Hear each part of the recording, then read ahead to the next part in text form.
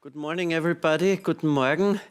Das wird so ein bisschen ein gemischter Vormittag in mancherlei Hinsicht. Manchmal muss ich meine Brille abnehmen und manchmal aufsetzen. Manchmal werde ich Deutsch reden und die Gäste auch und manche Gäste auch. Sometimes we will speak in English for the technicalities. I will brief you in a second. My name is Michael Stampfer. I'm the director of the Vienna Science and Technology Fund. Very grateful to the organizers and helping hands who have really given all of us who are living for digital humanism the opportunity of 2 days intense working and discussing. And yesterday I liked what I heard and what I saw, but I also liked very much all the discussions in the courtyard and at the coffee machine. We really are a forming community here in Vienna and beyond. About the beyond I will say something in a minute. First allow me in German to present shortly the day. Wir sind hier bis 11 Uhr am Vormittag, haben wirklich 2 Stunden Zeit für diesen Workshop. Ich werde Ihnen gleich erklären, wie dieser Workshop ablaufen wird, zu Demokratie und digitaler Humanismus. Dann wird hier um 11:30 Uhr eine ebenso spannende oder fast ebenso spannende Session zur digitalen Gesundheitsmetropole sein. Digital Health will be the next topic here at 11:30. Am Nachmittag Workshops zum Bereich digitale Technologien für ein gutes Leben, Gesundheit und der WWTF und andere haben einen gemeinsamen Workshop um 14 Uhr, wo wir Projekte, die wir fördern, präsentieren werden. At 2 o'clock in the afternoon, there will be a workshop on research projects also funded by the Vienna Science and Technology Fund. And in the evening, another call. Yesterday it was already mentioned by Clemens Himpele and others that we have had a common call with the Vienna Business Agency on roadmaps, and those who won will get the congrats and the kudos this afternoon also. And in the late afternoon also the city councillor Peter Hanke will join us. So, Sie merken, das ist so ein Mix zwischen Deutsch und Englisch. Everybody who wants to have a simultaneous switch between German and English translation can go to this table next to the door. There is a technical facility with you can get earphones there or use your own earplugs, and there is a QR code on the wall where you can scan. When you scan it, you have the translation facility on your mobile. Most of the workshop, however, will take place in English. But the second part where we talk about what does this mean for Vienna as a political constituency, we will switch to German. The whole thing we are discussing today, this morning, about one of our greatest treasures, which is democracy, which luckily and thanks to democracy has become quite something we have become quite accustomed to. Yeah, so that I was born 1965. Democracy was always there, for better or worse. Yeah, when I listened to the morning radio, I think in some degrees in Austria to the worse for the moment, but that's not the topic of today. And we have become accustomed to it, and then something came which for me is a situation like in 1918 or 1945, where such a groundbreaking transformation has been taking place for whatever reason we will talk about today, that we have to adapt how we deal with democracy, otherwise it will be the democracy we know and the values we know and the strongholds we know and we value will be taken away from us. Yeah? And we will talk, no wonder, about platforms today, but also we will talk about values and ethics and core principles today, but we will also talk about opportunities. It should not be only a fearsome discussion, what's on the brink of disappearing, but also how can we use the digital world to better find both participatory and representative forms of democracy. I have to confess I'm a big fan of representative democracy. But I also am very curious how we can enrich this with digital participatory tools. So we have fantastic speakers here. Fantastico. Yeah, it's really, I was a little nervous this morning, although I'm accustomed to moderate. But let me present you the persons who will speak so you understand why I have some respect regarding the next 2 hours. First of all, Jim Larus will give us the keynote. Jim is a professor at the ETH Lausanne with decades of experience in very large-scale computing, computer architecture. He's the academic director of the International Risk Governance Center at the ETH and professor at the Institute of Computers and Communication Sciences. He has a record with Microsoft Research. He has a record at top US universities. And he's one of the first international stars who helped us bringing up digital humanism, working with the city of Vienna, working with TU Vienna, working with WWTF. So he will talk about the awesome effects of scale and other things in the keynote. So, Jim, I will ask you in a minute to come here. I will just present the other speakers. Perhaps you could just stand up and wave because you will come after the keynote on the stage. Astrid Mager, welcome, Astrid. Jim, you will get your applause in great quantities when you come to the stage. Sorry for that. Astrid works at the Austrian Academy of Sciences, which runs a number of institutes, and one luckily long-standing institute of the Academy is the Institute of Technology Assessment. Clemens Himpele yesterday mentioned it and the OTA already, how important this seemingly old-fashioned word of technology assessment is still today and how much we need it today with the platforms and digitalization. Astrid is a sociologist of science with a number of experiences in Austria and abroad, with a lot of research work done also in the digital health interspace space. She's member of the Young Academy at the Austrian University of Sciences, and she will give us her, and she has ample experience, that's also an important point, on analyzing also the first Austrian stumbles into AI machine decision systems in public service. So she's right at the core of this discussion in Austria. Mark Coeckelbergh.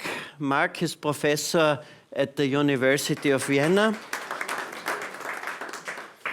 and author of numerous books. One of it is in my black briefcase because I really like to read it. He's a gift for us because normally you would say, yeah, the Faculty of Philosophy, they will be far off from current hot technological problems. No, it isn't. Yeah, there are some philosophers in Vienna really taking part in discussions going on in our society. And Mark is both in Austria and, of course, internationally very, very active in AI ethics, robot ethics, philosophy-based rule setting for the digital age. And you will not wonder why we have invited him, because these are pressing questions. Unfortunately, Romy Grasgruber-Kerl cannot be with us. She's the director of the participatory NGO, which has introduced in Austria a participatory tool called DigitalCity. There's someone in her family fell ill, and so she excuses. Perhaps we find some opportunity, Astrid or I, to talk 1 minute about these participatory forms of governance. We will see. Last but not least, Philipp Staab from Berlin. Before I say something about Philipp, I have to say something about Berlin.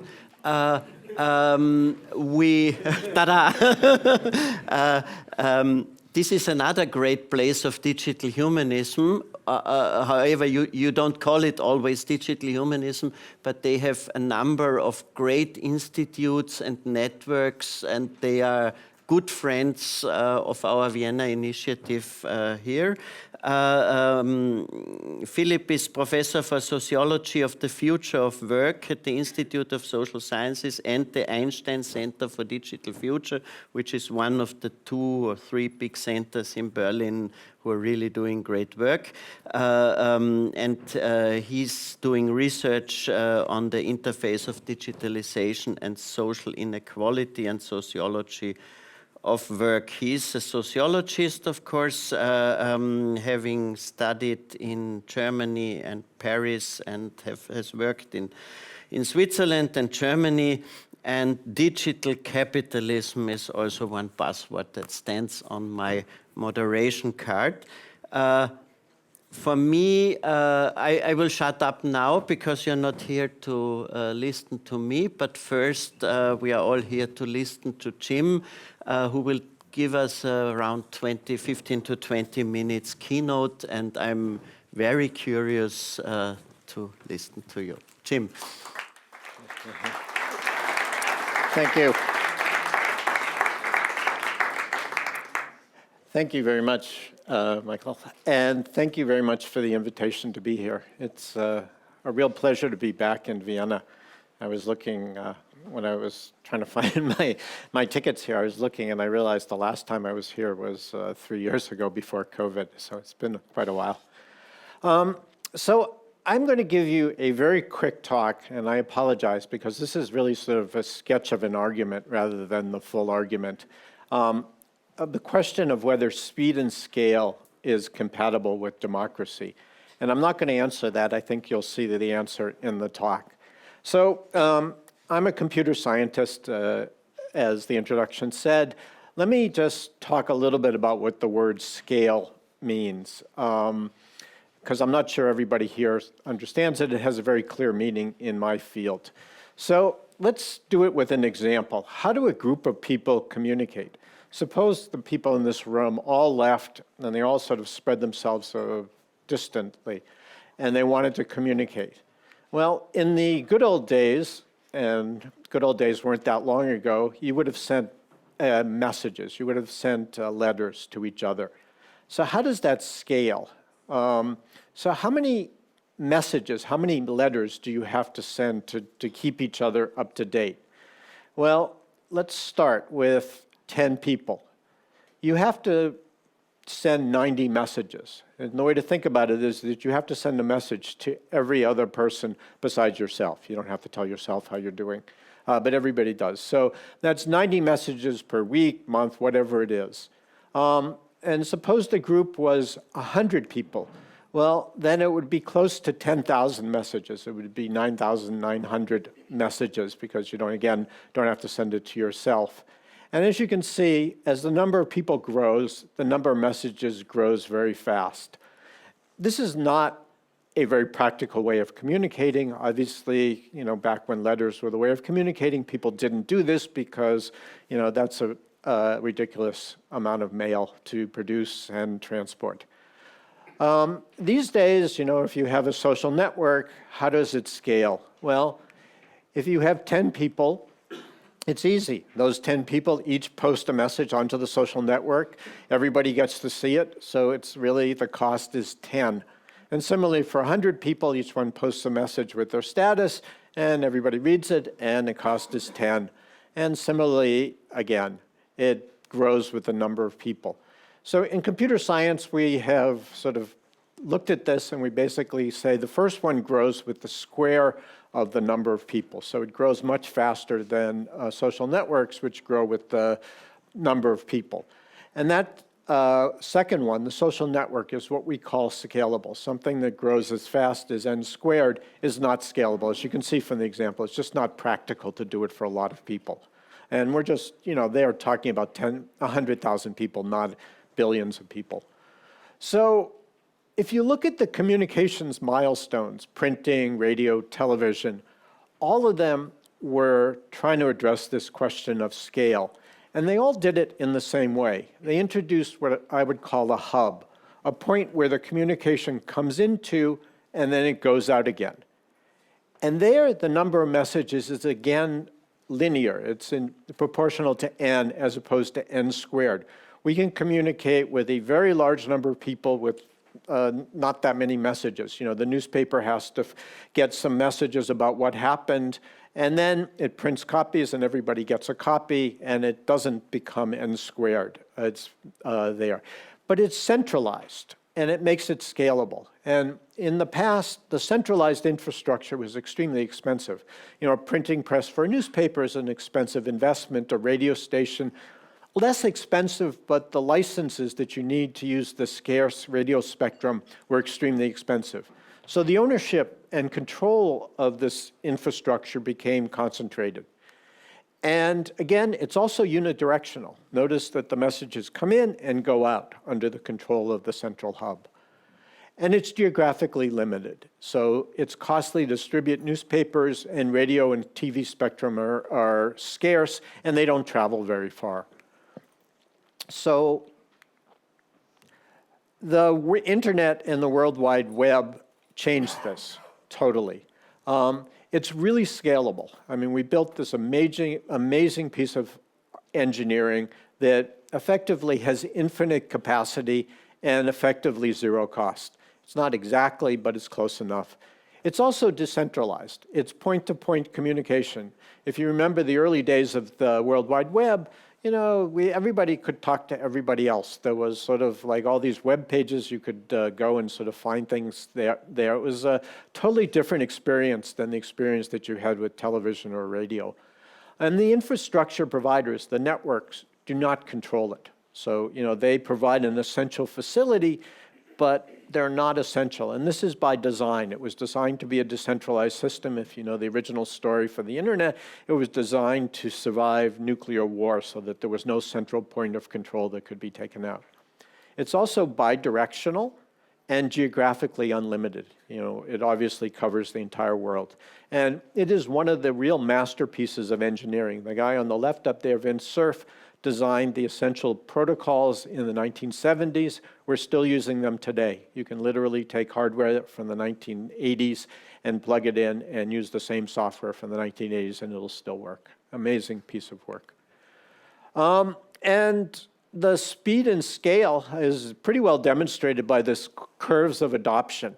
If you look at the curves there, the one to the left is North America, the next one is Europe, and you can see between 1995 and 2000, 5 years, in the United States, it went from maybe 5% of the population using the web to 60% of the population. It's an amazing change in people's behavior in 5 years. And Europe was behind, but again, the curve goes up almost at the same slope, incredibly rapidly. And the other countries are similarly there. And if you look at the numbers, most of the population of the world regularly uses the internet. And if you remember those good old days in the 1990s, it started with incredible optimism and promise. This was my favorite cartoon there. It says, on the internet, nobody knows your dog. And it really sort of captured the sense of the internet there, this amazement, this wonder that everybody was there and all these things were possible. How did we get to where we are now? And obviously that is January 6th with the insurgency trying to prevent the defeat of Donald Trump. So a few thoughts. Let me just sort of state a few things that I think that I believe. I don't necessarily believe everybody has to agree with them. I don't think that all ideas are created equal. I think there are bad ideas as well as good ideas. And bad ideas with bad consequences should struggle to be known, to be disseminated, because they have bad consequences, and we don't really want them to have an easy time getting known and being made attractive. There are also groups of people that should not be encouraged to find each other. There are people with extremist views. There are people with views that are extremely disruptive to society. And the fact that they're individuals and that they don't have a social group around them is a good thing. The social disapproval that they run into when they try to express their views is actually a strong corrective force to try to keep them from doing things that are disruptive or detrimental to society. And by finding a supportive peer group, other people who share the similar views, this social disapproval can be undercut. That you find a group of people, like-minded people, and they can say, don't worry about what everybody else thinks. We think you're absolutely right, that it would be great to sort of destroy the American government. Also, I believe, as the quote at the top says, that ideas should be disseminated and discussed in public. They should not be hidden, that if people have bad ideas, if people have ideas that are objectionable, if people have ideas that are questionable, the opponents of those ideas should be aware that these ideas exist and have an opportunity to argue and refute them. And this is a tenet of sort of liberal philosophy, at least Anglo-Saxon liberal philosophy for hundreds of years. How did this happen? Well, it turned out that a lot of this was dependent on communication, in particular the costly communication that I talked about earlier, the newspapers, even before radio and TV. The expensive, slow communication was a barrier to disseminating bad ideas, also a barrier to disseminating good ideas, as those of us who write papers and books know. But it slowed down people's ideas. If you had some sort of crazy, wild idea, before the internet, it was very hard to get it to be known. You typically had to get it printed on paper, and you had to get the paper distributed, and it had to get distributed to the right people.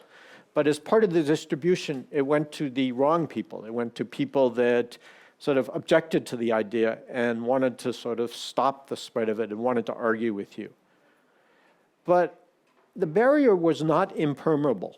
It did not stop all ideas, and there were plenty of bad ideas that got out and became popular, and sort of we saw the consequences of them. You can just think back on history about them. And we also did not want the barrier controlled by one party. And this was one of the issues with the centralized communication, newspapers and radio, is that there was a sort of economically successful group, typically aligned with the government, that controlled the means of communication. So social media, which is the way many people or most people communicate these days, is the total antithesis of this. And I'm going to talk about Facebook, but it's not just Facebook. It's Facebook and Twitter, and you can go on. There's a long list of them. But Facebook is the most prominent and is probably the worst offender. So my argument is that Facebook's business model is to encourage society's nightmares. So the argument here is not very subtle. It's basically, there are a lot of documents that have come out that sort of expose that Facebook uses one metric as its North Star, basically. How does it align its business? How does it reward its employees? It uses something called engagement, which is a measure of the amount of time that a user spends on Facebook per day. And it's easy to measure because you go to Facebook and you can see when the person leaves Facebook. And so it's a simple number that's easy to collect. The reason that it matters to Facebook is Facebook's business model is showing you ads. Every ad they show you, they make money. So the longer you're there, the more money they make. So they, at some point, decided that this was the most important thing that they could do. And tens of thousands of extremely clever people sort of set their goal to increase engagement of Facebook users. And Facebook has a huge amount of capacity for doing something called machine learning, basically taking in vast amounts of data, and they collect vast amount of data on all of their users. All the people that are there, they're continually watching what you're doing, what you look at, how long you look at something, what you're clicking on, what you're not clicking on. And this data is fed into sort of algorithms that look for patterns. And it's very, very good at looking for patterns. Facebook has some of the world's leaders in machine learning. And what they learned is fairly simple, that the more radical the content, the more engaging the content. Basically, things that sort of hit you viscerally kept your interest, it kept your attention. Sort of a headline that could appear in a sort of standard newspaper, New York Times, some conventional newspaper, didn't really engage people. Maybe they read it, maybe they didn't read it, but things that included the sort of lies and the misstatements got people excited, and people who were excited stayed longer on Facebook. So of course, the system that they built, the machine learned system they built, prioritized this type of content. They showed more of it because obviously the consequence was that the people stayed longer and Facebook made more money. So in the end, machine learning increased the speed and the scale of dissemination of bad ideas. Facebook has a huge user community, and they were able to do this on worldwide scale. So it really, in some sense, automated the propagation of these ideas. And the other thing it did is to facilitate people with radical ideas to find each other and form communities on Facebook. Because that was another one of Facebook's innovations, shall we say, is that people who were in a community communicated with each other, talked to each other, and stayed longer on Facebook. So they made more money. And I should say, again, this is not just Facebook. I'm going to use them as the example in this talk, but all of the social networks work on the same business model. So is this new? I mean, everybody can sort of point to examples of other news channels and, that similarly favor radical views of some point, whether the left or the right, typically the right. What's new is that Facebook has scale. It's used by a significant fraction of the world's population. Their latest annual report says that their monthly active users, the MAUs, is 2.93 billion people. That's 38% of the world population. So almost 40% of the world population goes to Facebook at least once per month. There's also speed. Machine learning works extremely fast. People have mobile phones, and I think you're aware that people check their mobile phones and Facebook on their mobile phones many times a day. It's not like a newspaper or a TV station, which you may watch occasionally. And the other thing that's new is personalization. You don't get a personal copy of the newspaper. You get the same newspaper everybody else reads. Facebook, on the other hand, has the machine learning capacity to show you a personal copy of what you're interested in and drive you in a particular direction. personally, and it could be very different from your spouse, it could be very different from the person sitting next to you on the bus. And they can do this for all 2.93 billion people simultaneously. So Facebook knew this. There's evidence, and the woman up there is Frances Hogan, who is a whistleblower. She was a Facebook employee who was disgusted by this, took documents from Facebook and gave them to a congressional committee, a US congressional committee investigating Facebook.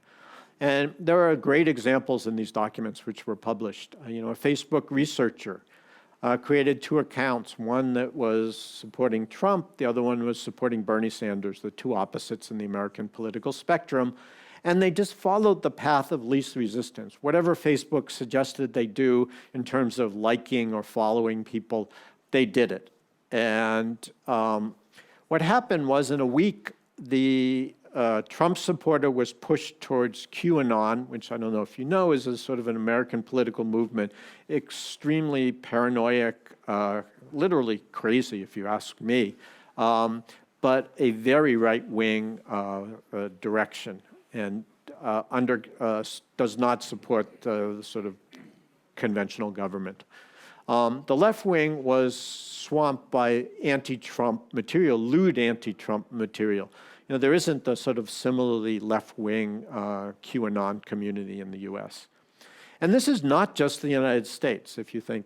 The researcher also created one in India, and same rule, follow the Facebook recommendations. And she said, and the quote is up there, following this test user's news feed, I've seen more images of dead people in the last 3 weeks than I've seen in my entire life total.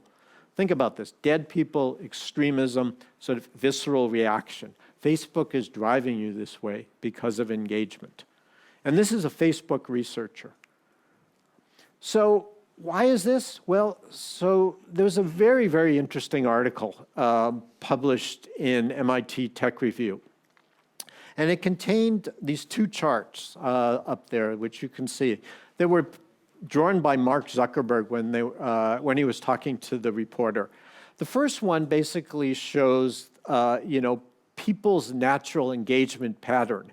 And the horizontal axis here is allowed content. And the sort of the shaded area at the right is prohibited content. We'll leave for a second undefined exactly what is prohibited. And, basically the engagement goes up the closer you get to this prohibited content. Again, sort of extremist content is more engaging. So, if you think about this as an engineer, and Mark Zuckerberg is an engineer, obviously you want to be on the knee of the curve. You want to be as close as possible to that line because you'll get the maximum benefit. The revenue is on that line there. And, he said, well, our solution to this, to keep people from going over the line, is adjusted to discourage content. So engagement, and if you go over the line, basically, we'll drop your engagement down. And we'll do this using the same techniques, machine learning. We'll decide whether something is beyond this line. And we'll apply algorithms, and we'll basically stop people from going over this line, but we'll bring you right up to this line because our revenue is maximized. I think all of us know that this approach has failed. And it's failed for lots of really interesting reasons, one of which is that there's an uncountable amount of unacceptable content. It differs by, language, culture, country, and there's no way that you can build an algorithm that can understand it. And the other problem is that you're facing malicious adversaries. Basically, the people who produce this content are clever people that can see what's happening with the Facebook algorithms and respond to it. And China is probably the best example of this with the Great Wall of China, where every once in a while the citizens of China find some way of getting around it, typically by using code words or rhyming words that the system doesn't recognize, at least instantly. And in many ways you can argue that Mark Zuckerberg's initial premise is fundamentally flawed. I don't think any of us really believe that there's a clear line between acceptable and unacceptable, or that there is a single line. I would say that Facebook should not be the entity, the actor drawing this line. And I also don't think that Facebook should be manipulating people for profit. Just a fundamental disagreement with their business model. So, last slide. I leave you with a couple thoughts about remedies to this. So, there are technical solutions. Facebook proposed one, which is to apply machine learning to sort of keep people out of an unacceptable region. It's an extremely powerful mechanism for controlling behavior. Facebook used it to push people in the direction of the unacceptable content, and they're claiming that we can push people back. But as we've seen, this mechanism is difficult to control. It's not a clear line. I would also suggest that creating these mechanisms are creating something that is very attractive for many governments to use to control its population. China, of course, is the great example of this. You know, they control their internet, not just one social network, to a great extent by basically determining what's acceptable. And from the government's point of view, it's very clear what's acceptable. Anything that supports the party, anything that supports the current political administration is good. Anything that sort of parrots the line of the government is good. So it becomes much easier for them to police it. We in the West, I don't think, share that same view of government and democracy. And, you know, good and bad, slippery concepts. You know, there are not clear social consensuses. There are parties that disagree as to sort of whether a particular approach is an appropriate approach, to use more neutral terms. You know, do we want companies making these choices for us? Because the companies are the only ones that have the technology. Do we want governments making these choices for us, assuming that we could get governments that had the sort of necessary technology? So my argument is that we should be looking for neutral solutions. And solutions should be thinking about time-proven remedies. Can we reduce the speed of communication so that it's harder to spread ideas? You know, social networks got into this situation where they were accelerating the spread of bad ideas. The solution is perhaps not to sort of say, control the spread, but rather to sort of reduce the speed of the spread. You know, can we limit the number of recommendations that a social network provides? Can we delay them by hours or days? Can we literally lose recommendations in these systems? You know, all of this is, as we say, a small matter of programming. It can easily be done. And there are sort of examples of this. You know, there are places where Facebook, which owns WhatsApp, has limited the size of WhatsApp groups that can be created to try to limit the speed at which misinformation has been spread. But I think it has to be done much more systematically and across all the social networks, not just WhatsApp. The other thing I think is extremely important is to break, or at least weaken, the link between advertising and communication. And this is not new. Think about newspapers, think about radio, think about TV. They were all supported by advertising. But there was no sort of tight control in the way engagement gives you. Obviously, they looked at circulation. Circulation is a metric that's similar to engagement, but not quite the same thing, right? You know, the fact that somebody bought your newspaper didn't mean they actually read it. Engagement is measuring something much more visceral, that you're sitting there seeing these images of dead bodies.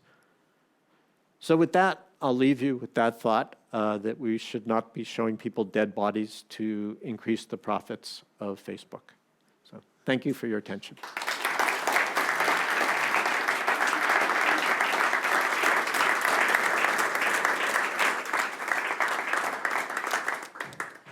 Thank you, Jim.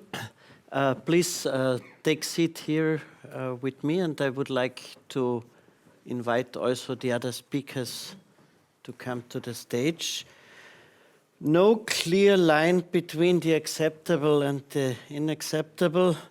I have written down a few catchwords for perhaps finding such a line, because negotiating this line would be another term for democracy, isn't it? What do we accept? What is our what is our common space in which we can thrive and live well. And there's a certain tension between what Julian Nieder-Rümelin said yesterday. We are all authors of our lives. We are all parts of the society. But there have to be perhaps some limits set by discourse, set by negotiations, set by experts, set by curation, set by anti-monopoly laws, whatever. We will discuss these things now. To that a certain limit to freedom means perhaps true freedom, but who's the one to say what's true freedom? So very complicated waters. The three speakers have 5 minutes each to chart this complicated landscape and waters, and I would like to ask you, Astrid, to start with charting the landscape. Thank you for this inspiring and great talk, Jim. Yeah, thank you for the invitation. I'm happy to be here. Also, thank you for this great talk. I thought we would have 10 minutes, but I think I could talk for 30 minutes about these issues. So maybe you need to cut me at some point. Luckily, you raised a lot of important points already that I don't have to rehearse or repeat now. If you want to put your arguments in the terms of the political economy of platforms, right, we could also say that these companies own the means of production of the platforms, the digital ecosystem we're having here. There are those that are curating our debates, that they're shaping them crucially. And they also own the data, right? So they own our data and they can make use of it to create profit, right? That's what you said also basically. And I think this is highly problematic and it creates a lot of asymmetries between the ones having the data and the ones not having the data, between the data rich and the data poor, if you want to put it like this, but also between the corporate interests and the public. So this is highly problematic in terms of democracy. No one has a say in all these developments. And I would even add that it's not only the technologies they shape, these companies, mostly from the US-American context, increasingly also from China, but it's also the way we think about digital futures as such, right? So the scaling aspect, for example, is an interesting one. So that there is research in the social sciences saying that these figures like Mark Zuckerberg, Elon Musk, and so forth, they're obsessed with scaling. They have made it an important ingredient for growth and for digital innovation. And this is also something that could be debated, right? So maybe in Europe we have a different cultural, political context. We are way more multicultural. The market is very different. So the scaling in itself is way more problematic here, maybe, or not so easy. And privacy is also a notion that has been shaped very much by discourses led by these people. So Julie Cohen, for example, a law scholar, has argued that privacy, for example, has been framed very much in terms of anti-innovation, in terms of overly costly, anti-progressive, and so forth. And she argues it's quite the opposite, right? It's the freedom from surveillance, whether public or private, is foundational to the practice of informed and reflective citizenship. Privacy, therefore, is an indispensable structural feature of liberal democratic political systems. So what we can see here is that these companies very much shape our ways towards the digital future. And Europe has tried over the past years to sort of regain control over these companies with regulations, the General Data Protection Reform, for example, but also the Digital Service Act and the AI Act and so forth. What I'm looking at in my research, and that's something I would like to share now also a bit, is how can we create more open, more independent, more transparent informational structures, digital technologies, platforms, and so forth. So is it enough sort of to focus on this politics of control in Europe, or how can we also embed European values in our own infrastructures, if you would like to put it like this? And I will very briefly mention 3 particular cases I'm looking at, if I may take up some more minutes. which are 3 alternative search engines from Europe. And they all have certain challenges to conquer, but I came up with 3 possible points of intervention that I would like also to share with the policymakers in the room, because I think some of these issues could also be dealt with more locally or on a city level, for example. And the first one is Startpage, which is a Dutch company that's focusing on privacy. So it's a privacy-sensitive search engine, and it has a cooperation with Google, so people can use Startpage to search Google without the personalization and without transmitting the data to Google. So this is a perfectly fine product, but from an infrastructural perspective, they're totally dependent on Google, right? They don't have their own web index, which is central for search engines. So there is a community-driven project that's called Yassi, and they try to build a decentral web index that is running on the machines of users. So this is a beautiful idea. It's an independent infrastructure, it's decentral, it's privacy sensitive as well. But the challenge, of course, is the scaling aspect, right? So they call it a chicken and egg problem. You need to have a good technology that it's gonna be used, but it's only used if it's a good technology. So that's sort of their main issue. And then there is an idea which I find very beautiful, which is the Open Web Index initiative, right? So they are arguing basically we need to fund the creation and the maintenance of an independent web index open to programmers. So the Google index, for example, is not open. No one can make use of it. No programmer can use it to create their own technologies. And they think that the European Union, it's sort of a bit of a tradition of the public service infrastructures we have in Europe as well, the European Union ideally should fund such a project. And once we would have such an index up and running, a lot of different search engines could emerge, right? A lot of different actors could make use of it and create their own ranking mechanism, special interest search engines and so forth. So now I'm coming back to the scaling aspect. So maybe it's good to have a sort of a variety of technologies in the search context, for example. Maybe it's not important to sort of monopolize one, like the social networking is monopolized by Google, the search is monopolized by Facebook, by Google and so forth, and the Amazons and all that. So I would like to end now with 3 particular points that may be interesting for the discussion later also. So how can we strengthen or foster such independent projects, right? That's the basic question. So funding obviously is an important issue for all these projects. And what these interviewees told me is that, so European funding is framed as very bureaucratic, right? Very dry. You need to write pages of grant applications in order to get money. That is not something the open source community, for example, is very used to. So they would need to have more creative ways of funding. They refer to Google. There is also open source funding within Google, the Google Summer of Code program that just puts money on an interesting project without all these bureaucratic writings that would be needed here. So it's also important to fund more long-term projects that are maybe not so sexy, like building an open web index is not a very sexy app or anything. It's really needing long-term funding as well. So short-term funding is not enough here and needs to be braver ways of funding maybe in certain ways. So the second point is people raised is the data issue, right? So how can we open up data so that it could also be used by other stakeholders? This is a very sensitive issue, of course, but the one question would be how can we open up proprietary data from all these companies? How can we create also alternative data pools? Data commons is one of these issues that everyone can access, or maybe not everyone, maybe companies would need to pay for that, or whatever we can think of in terms of governance issues. But data is very crucial for developing digital technologies, AI. Most importantly, they need data to train the technologies, right? It's not only about the software anymore.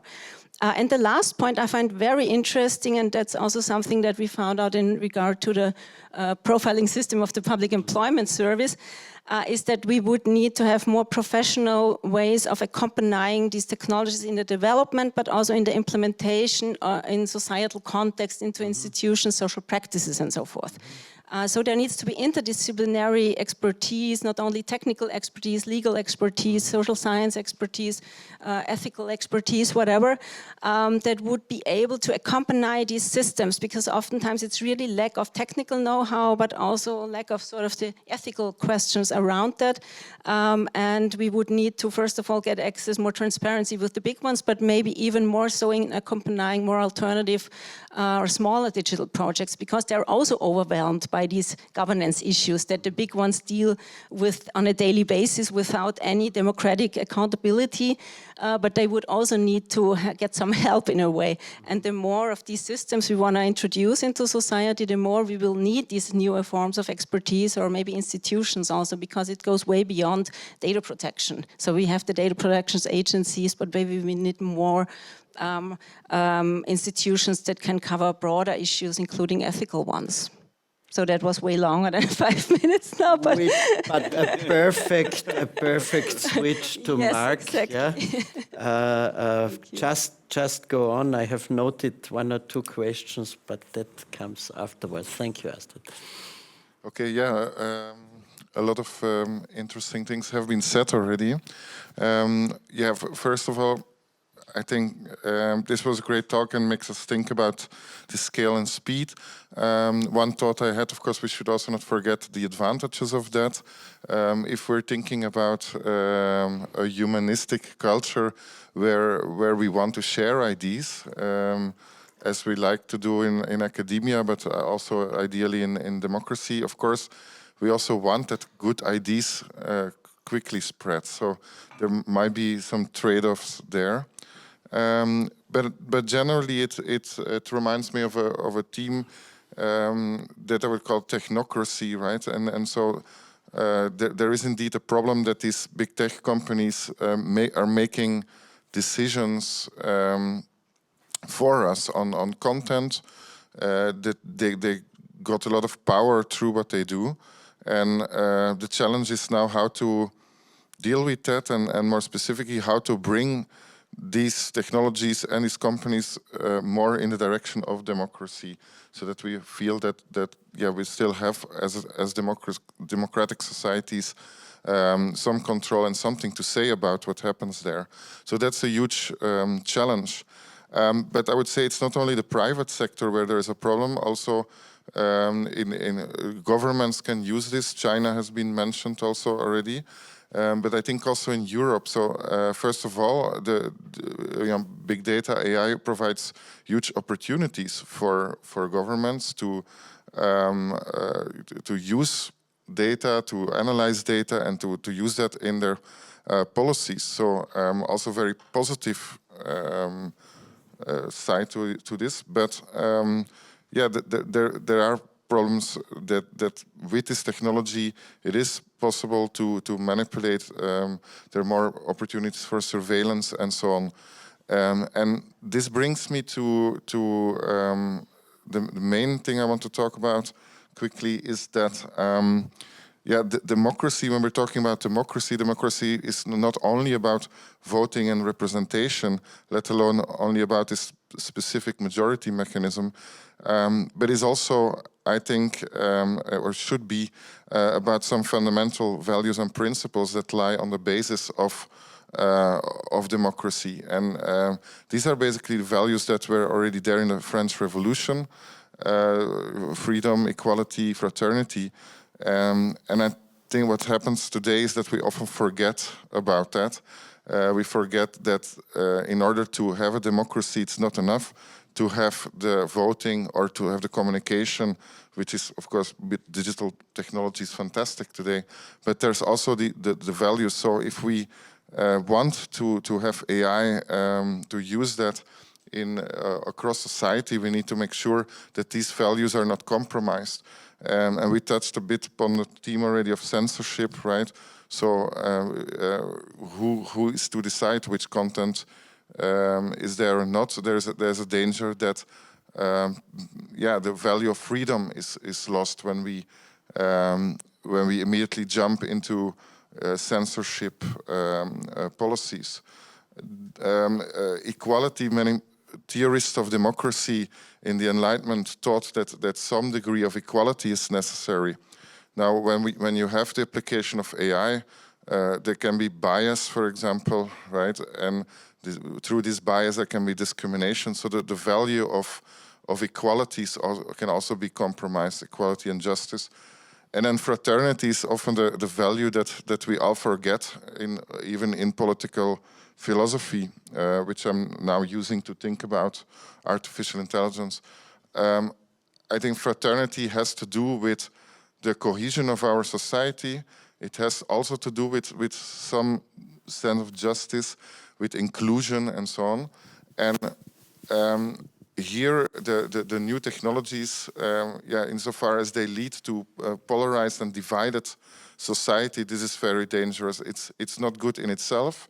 It's ethically problematic, but it's also dangerous for democracy, because if you have a democracy, so-called democracy, where people don't talk to each other anymore and just sit in their silos, sit in their own groups, then we really have a problem. So we have to make sure that these technologies, which have all kind of opportunities, we shouldn't lose sight of that, but that they don't lead to this polarized, divided societies. And unfortunately, the US, for me, is there the bad example. So to say, like, we want to avoid that here in Europe, and of course also in the US.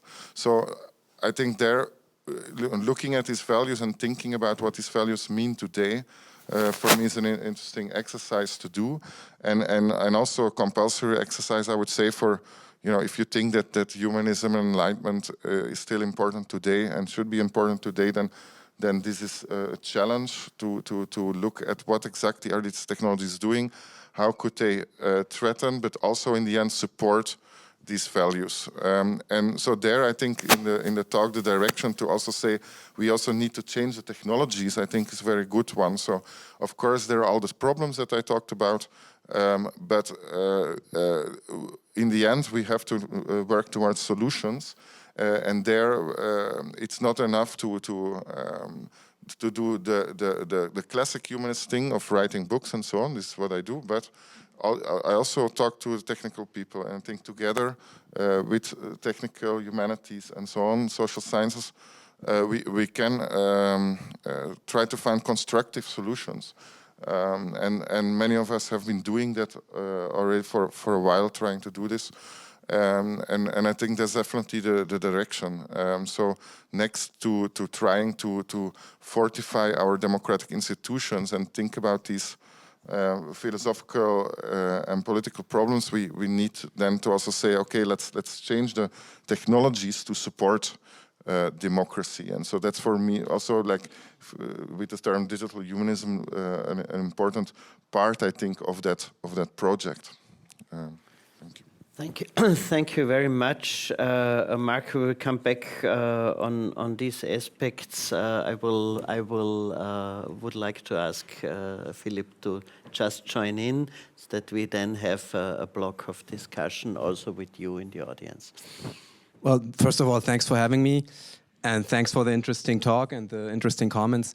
So I was expecting to be speaking after the colleague who's not here, and who would have told you about the beautiful opportunities of participatory digital democracy. So I guessed, at least, okay? So understand my comments as a comment to that as well, please. I want to start with a rather basic sociological observation. If you look at the sociology of sort of how the perceptions of politics and such have changed during the pandemic in European countries, you could sum it up very basically, as I really want to stick to my 5 minutes, in a very basic sentence, which is that in the face of crises of that kind, people are back to very, very fundamental problems. They care about very, very basic fundamental problems in these situations. While democracy has always been about the expansion of rights, of life chances, of opportunities, in short, about the opportunities of self-realization, increasing Selbstverwirklichung, Selbstbestimmung, and so on. Today's crises, in plural, are not about that. They are crises of self-preservation, Selbsterhaltung, okay? Climate change, pandemic, and war are, and I think rightly so, perceived as fundamental problems of social destabilization, right? We have all these discourse about societies breaking apart, planetary, social, with social inequality, but also on the individual level. The sort of enigma is the idea that these are problems not of limited opportunities of self-realization, but of survival, right? So what you can see if you look at the sociology of societies in such situations is that it seems like in such situations there are limits to the democratic longing of people. That what they want from politics, also democratic politics, changes in a way. People don't want to deliberate about self-preservation. Yes, they want to deliberate about life chances, but they do not want to deliberate about self-preservation. They do not want to decide whose plugs should be pulled in a hospital, right? This is not a question they want to deal with in the sense of participatory democracy. They want self-preservation, survival, basic stabilization. They want that secured. Interestingly, this changes the role and the perception of technology as well. Technology, digital technology in our case, and also in sort of the interviews that I'm talking about now, so the empirical data, technology in that situation is less perceived as a vehicle of progress. It is more perceived as a tool of adaptation. You mentioned this in your introduction already. You can see that also sort of in intellectual reflections on that situation. So think, for example, about James Lovelock's last book about the Novocene, right? The idea is, well, politics and democracy can save us. Bring in climate AI, governing the planetary climate without any deliberation and just solving those self-preservation problems for us. This is not a participatory longing. This is a technocratic longing. The common denominator of this longing that you could sort of find in many different, that you can find in many different places, is that it is a longing for the depolitization via technology, not for the hyper-politicization via technology. So, as I thought, I was sitting next to my colleague who would be sort of very enthusiastic about the participatory part of it. I want to say there's no reason to freak out about that technocratic longing, okay? If you're sort of concerned about this type of statement. Democracy, of course, has never only been about the politicization of everything. This is not the democratic game. It has always been also about defining, I think you mentioned this very well, you brought this up very well, about defining the limits of what should actually be out of discussion, aka depoliticized. So the bottom line then is that in order to save democracy in the face of what people perceive as threats to their very survival, we might have to think about the digital transformation less in terms of how it can distribute more responsibility to citizens via participatory tools, and more in terms of how it can help in taking the weight of adaptation off people's shoulders. Traditionally, and I think this fits Vienna very well, traditionally this would be less an issue of participation and more one of universal basic services and infrastructures, in a way the institutionalized forms of fraternity. Thank you. Great, great, great. We will quickly go into also audience participation, but the question first goes to the four of you. I've basically two questions.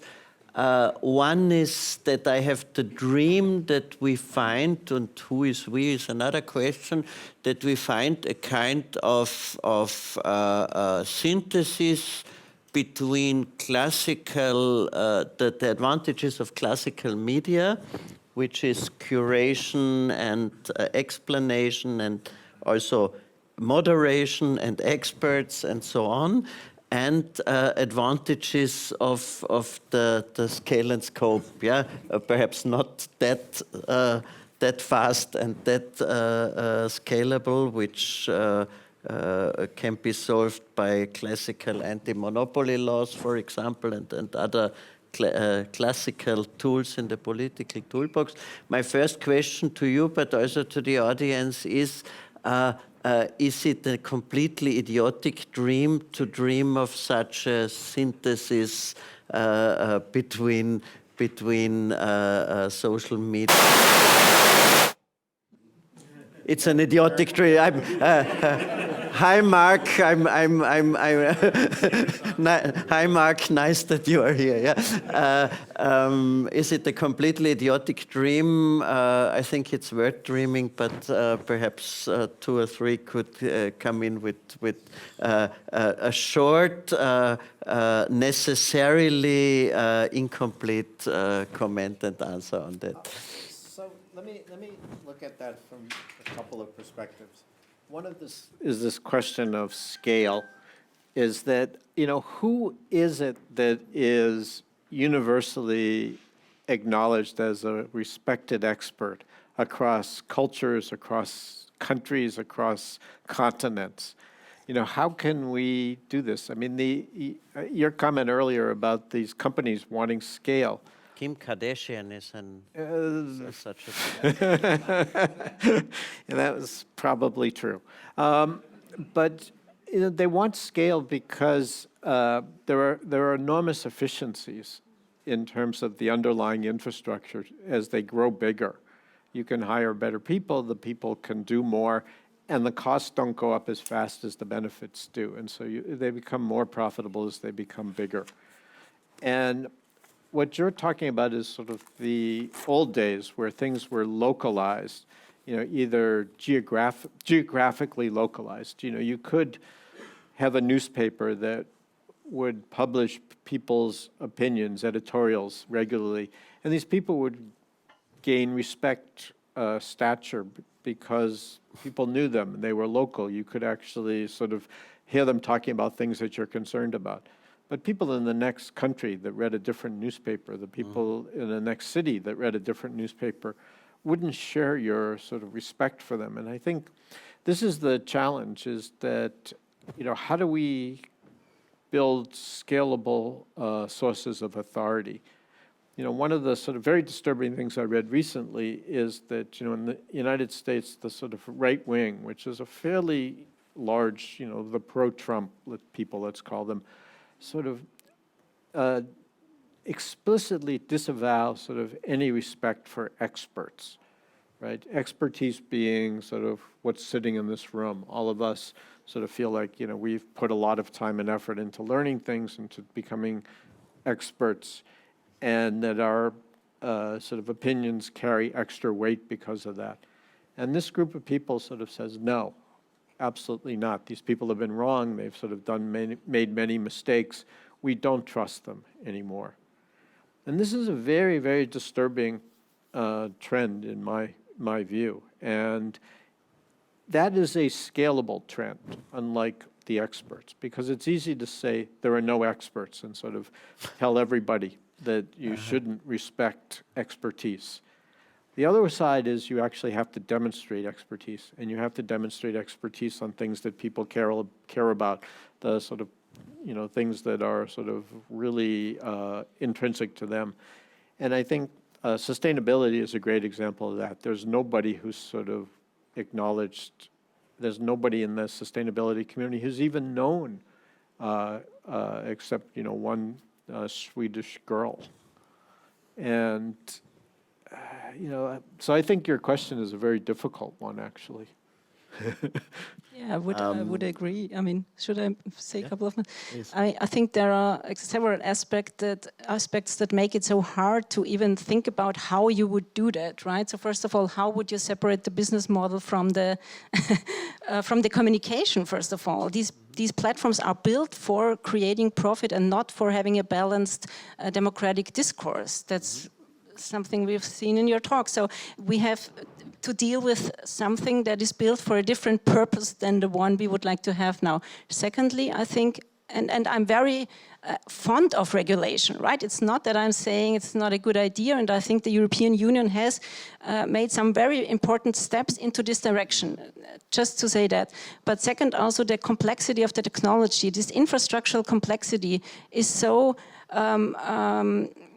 hard to access, that the question would be, how can we even, first of all, how can we force these companies to do so, but how can we sort of control that? We have no access to these technologies, and they're so complex that even one post involves different algorithms, different data points, so many different things at once that it's not such an easy fix that you would say, well, now we do this or that. So there is a really interesting article by Bernard Rieder and Jeanette Hofmann that's called The Platform Observability. So they argue, for example, it's not enough to have one snapshot into these companies, and their practice is it needs to have a continuous company of these platforms in order to make them even more transparent and accountable, right? So, and that's far away from regulation. And what would be the third point, what would be the ethical principles for this kind of regulation? So who would participate in these debates? What do we want on a global platform with very different cultural backgrounds around the world,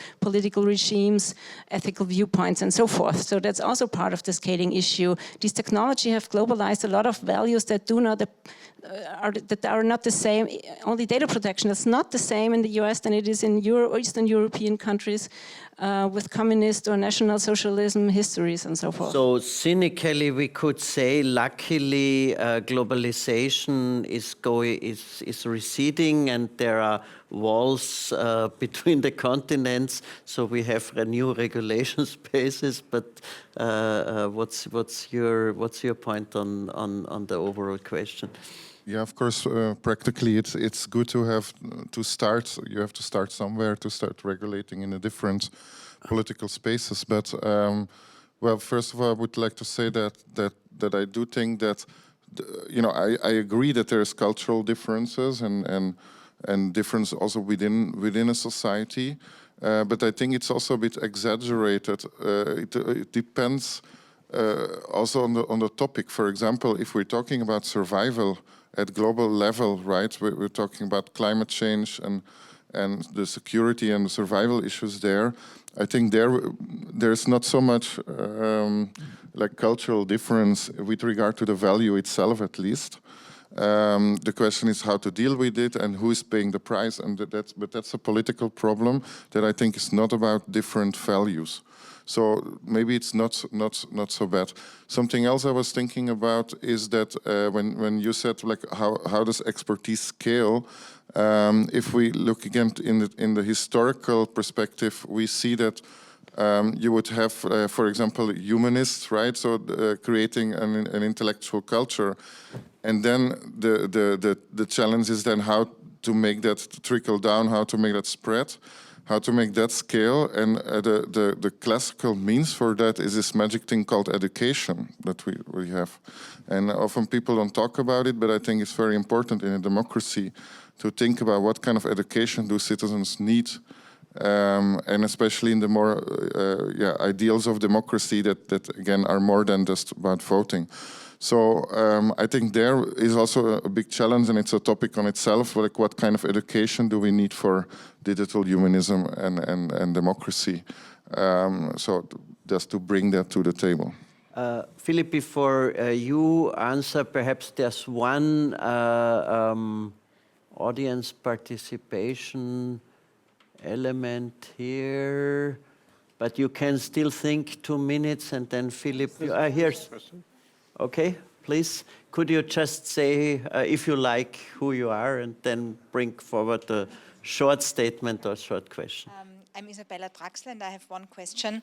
I would like to reflect on the benefits people get out from social media that they obviously didn't get out of this classic democratic public sphere. And could and should democracy learn something out of this answer? Thank you. Thank you.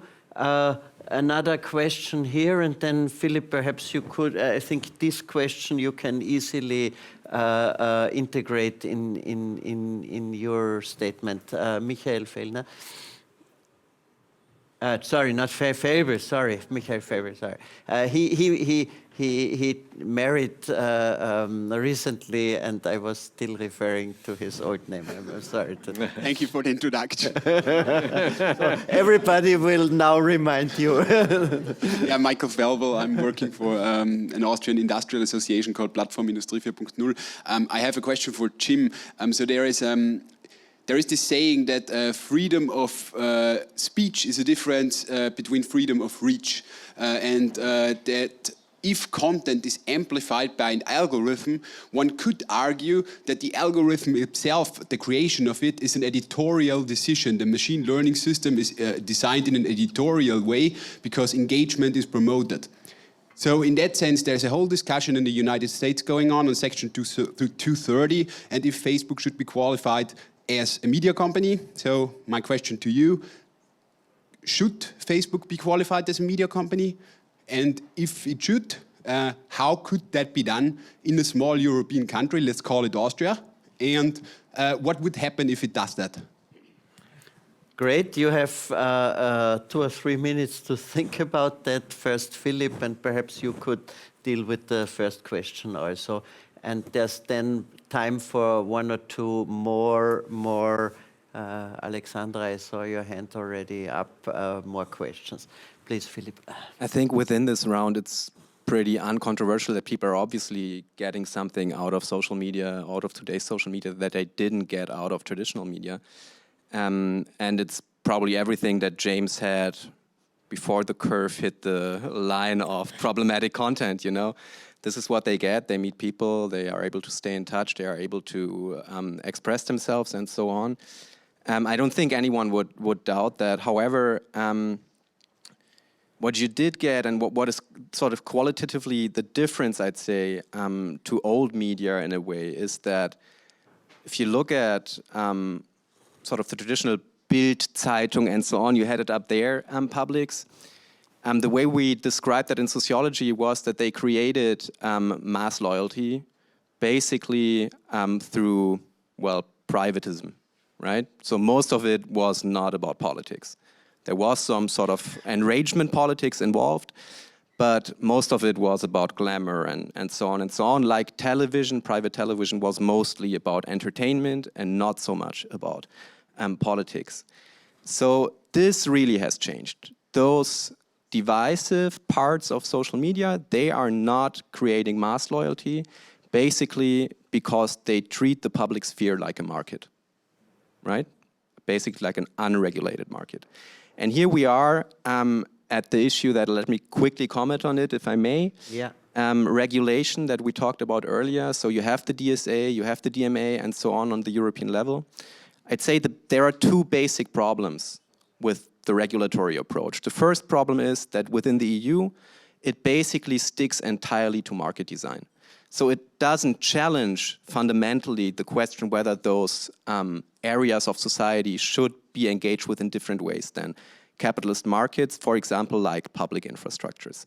Second problem is the huge and totally or often neglected problem of enforcement. Mm-hmm. So the DMA, the monopoly law on the EU level basically, is supposed to be enforced, if I'm correct, by 50 people.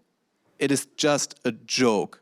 If you look at data protection and how they are enforced in Germany, where I think 1/3 of all European data protection officers work, it is just a joke. They cannot pick up any cases.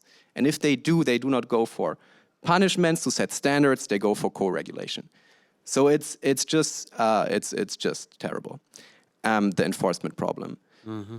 Should I stop? Probably, right? Stop here. It starts to become depressing. I'm just looking for a song where a guy sings that he will drive with his car and his gallon of fuel Palo Alto, die Algorithmen zu zerschlagen. Yeah? And then at the end of the song, we see that he's already with the shrink in the loony bin. So it seems to be really, really complicated. Jim, you have 2 minutes. Okay. That we have another 2 minutes for a question before the 2 politicians show up, and all the problems will be solved. So your questions are complicated, and the answers are somewhat U.S. specific. The U.S. has the First Amendment, which says the government will make no laws abridging the freedom of the press. And that's an absolute prohibition on the government interfering with the freedom of the press. If Facebook is considered to be a media, then that will prevent the government from making any laws affecting Facebook's use of the press, as they say, which I think would be a total disaster. I think the trend in the U.S. to give corporations all sorts of rights, which under the Constitution were originally intended for citizens rather than for corporations, and then using them to prevent the government from regulating the corporations is a very, very bad trend, and to extend it to social media would be a mistake. I think the other questions you asked are also very difficult. Is the algorithm deserving protection? That opens up this whole can of worms with things like AI and so forth as to the question of, and crypto and things like Ethereum. Are the algorithms deserving of protection under them because they basically exercise something that in the past people were able to do, and the people had some degree of protection. And then it goes back to the same thing. Do we want to give artificial entities, corporations, algorithms, the same rights as human beings? I would argue no, but I think it's a much more complicated argument, and it has to be more nuanced, and you have to look at the particular details. But it's an interesting question, a very interesting question. Alexandra, you can add something to the can of worms, yeah, which is already quite full of it. I don't know if I add. Alexandra Prinz from the IT strategy of the city of Vienna. I've been reading a book by Cass Sunstein. Some of you might know it, on the Republic, and he argues that architecture serendipity might be, at least one solution for the problem of echo chambers.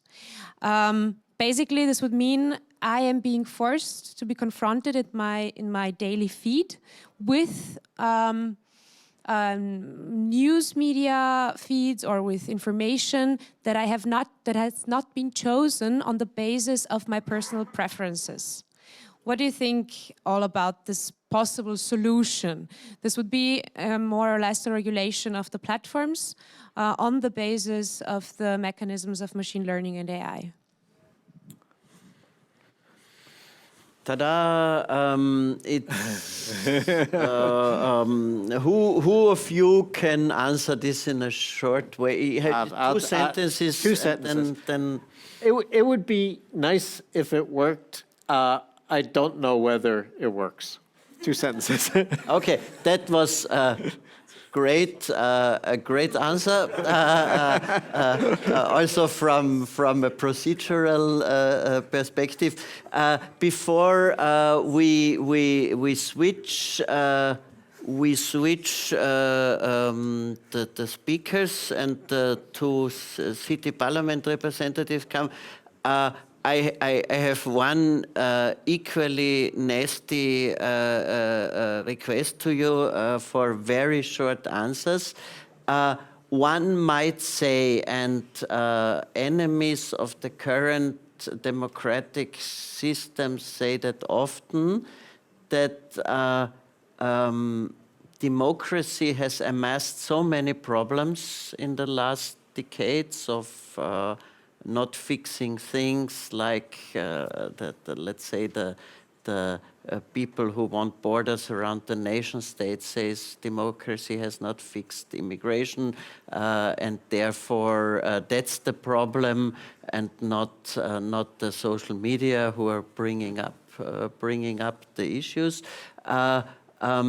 In one sentence, what do you want to ask the city representatives in the direction of the state of our current democracy? In one sentence, yeah. How well did they do their job? Yeah, because that's a nice intro for Jörg and Stefan then to answer. Yeah. Was it? Did this wave of technological disruption meet a quite strong but unprepared, or a rather shattered and decayed, as the enemies of the democracy say, form of democracy? Try it in one or two sentences. And if you don't want to answer, it's also okay. Philipp. How do you use digital? How do you use digital technology to address issues of self-preservation and adaptation? Okay, that's the question. Number one, Mark. For me, for me, you're really opening another can of worms, Sure. we have a lot of worms here. I think that this question reminds me of the theme of borders, right? So do we still need borders in a digital world, and for what reason? Do we need ethical borders? Do we need national borders, and so on? So just to think about. Yeah. You know the Austrian system of democracy very well. Hat sich die österreichische Demokratie diese Flutwelle verdient oder nicht? Die digitale Unterspülung. Well, I would rather try to think how we should act, right? Not why. I mean, the why question is quite obvious.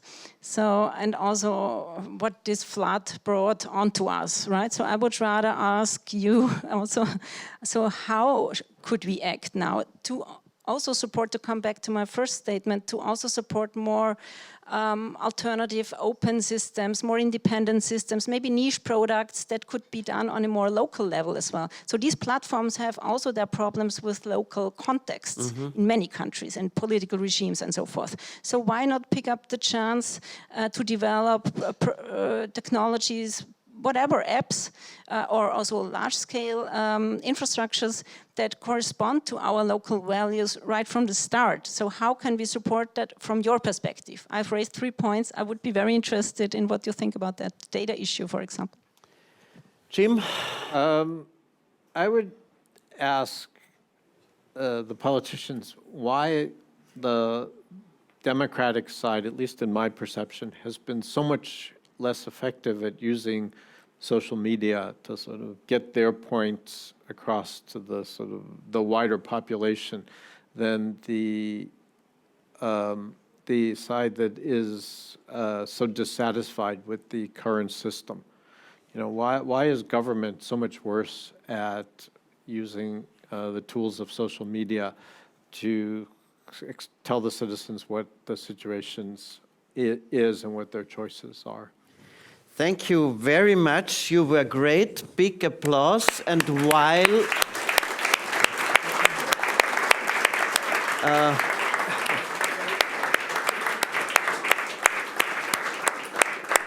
while we change, don't run away. Don't run away.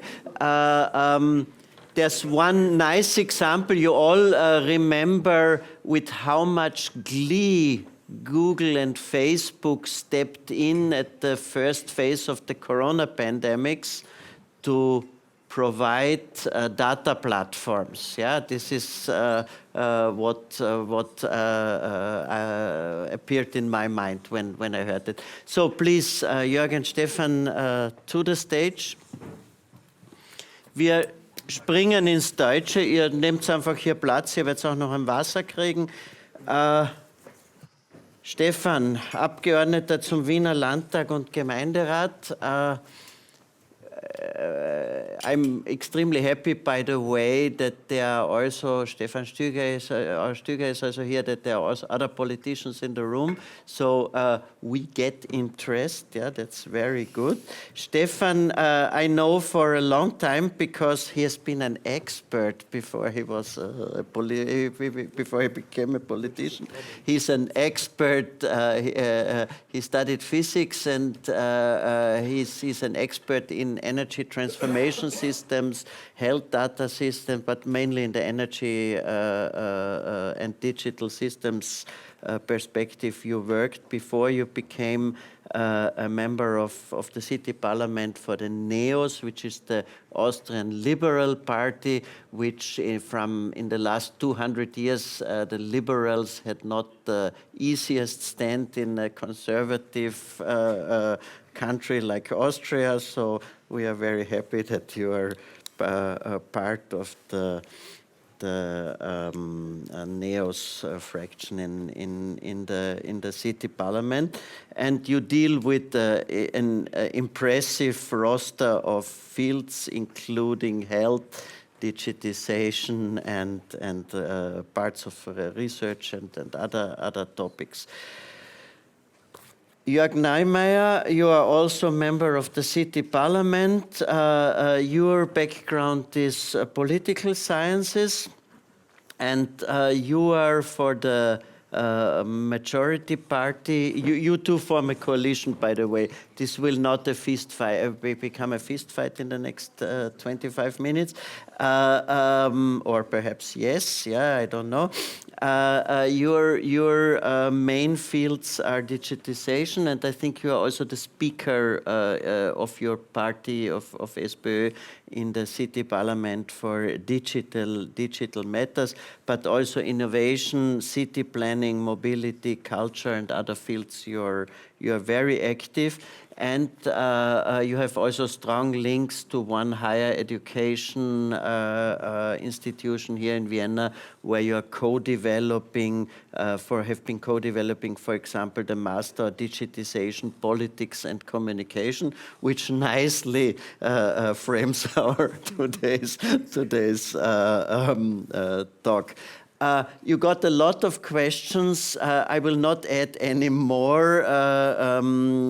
Feel free to answer or put what you want, the statements in the context, what the four experts asked you.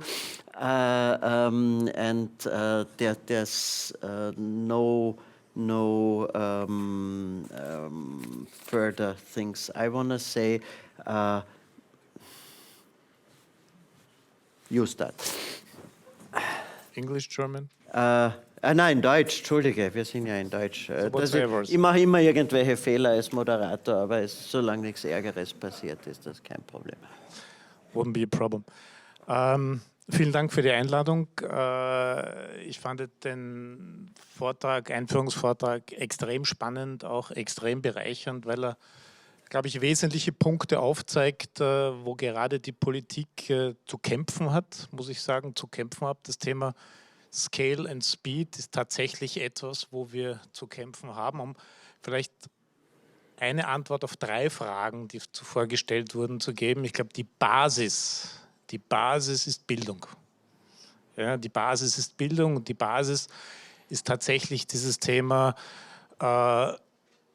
in den Schulen die Voraussetzungen zu schaffen, einfach simple Dinge zu identifizieren, was sind Fake News, was sind keine Fake News. Ich halte das für ganz, ganz wesentlich, diese Qualität einfach schon in den Schulen, diese Voraussetzung zu schaffen. Denn letztendlich, und das ist natürlich auch aus einer liberalen Perspektive, es geht auch immer darum, das Thema Freiheit heißt gleichzeitig auch Verantwortung zu tragen. Und das letztendlich auch die Basis für alle Plattformen auf einer digitalen Ebene, die wir auch kreieren. Und Bildung ist Voraussetzung für Teilhabe und Bildung ist Voraussetzung letztendlich auch für die Demokratie.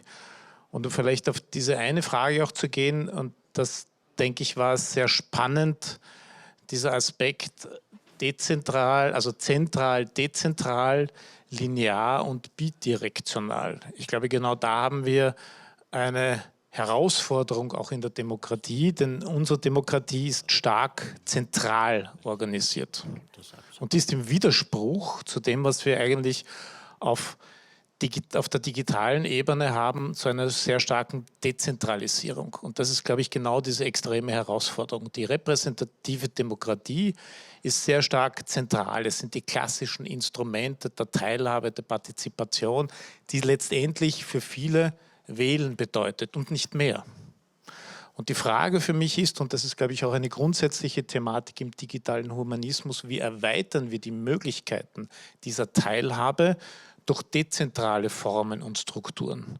Und da bilden natürlich Plattformen, die zum Beispiel die Stadt Wien auch schafft, Plattformen eine wesentliche Möglichkeit, aber diese Plattformen müssen gewissen Qualitätskriterien entsprechen, die wir auch wollen als Gesellschaft.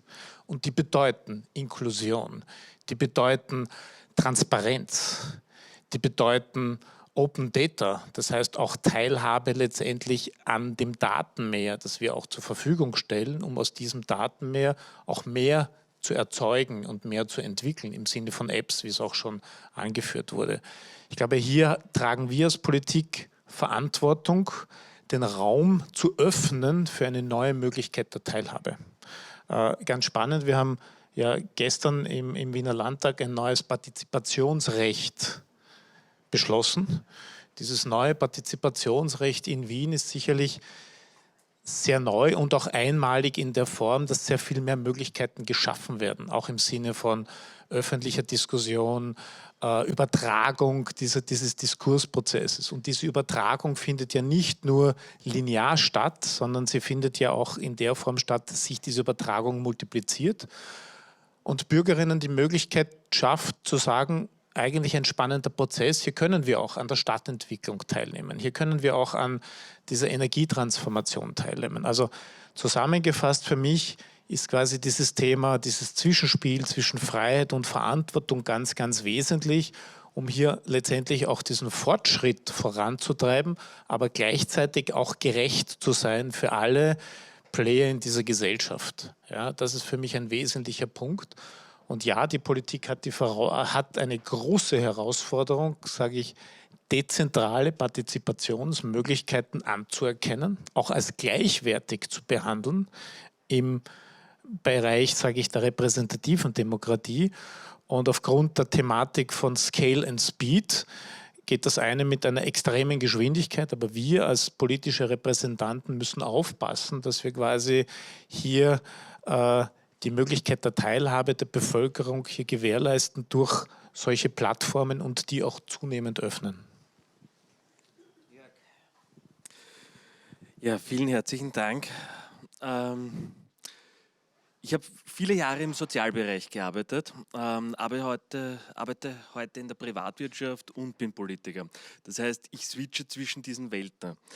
Und ich möchte alles, was der Stefan jetzt gesagt hat, zum einen unterstützen, muss aber einen Schritt noch weiter zurückgehen, nämlich eigentlich vorwärts, wo wir als soziale, aber auch liberale Demokratie hinwollen. Nämlich einer der Werte, der heute schon gefallen ist die Frage der Gleichheit. Und das ist etwas, was alle unsere Gesellschaften, vor allem in Europa, spätestens seit den 80er, 90er Jahren noch als offenen Punkt haben. Wie sehr sind die Voraussetzungen gleich an der sozialen Teilhabe? Da brauche ich noch gar nicht über Digitalisierung reden, über die ganze Beschleunigung, die wir heute diskutieren beginnen. Viele von uns schon seit Jahren und Jahrzehnten diskutieren. Fakt ist, wir haben das Problem, dass Europa, genauso wie alle anderen Kontinente dieser Welt, nicht gleich organisiert sind, der Zugang nicht gleich ist zu den Demokratien und die soziale Voraussetzung nicht gleich ist.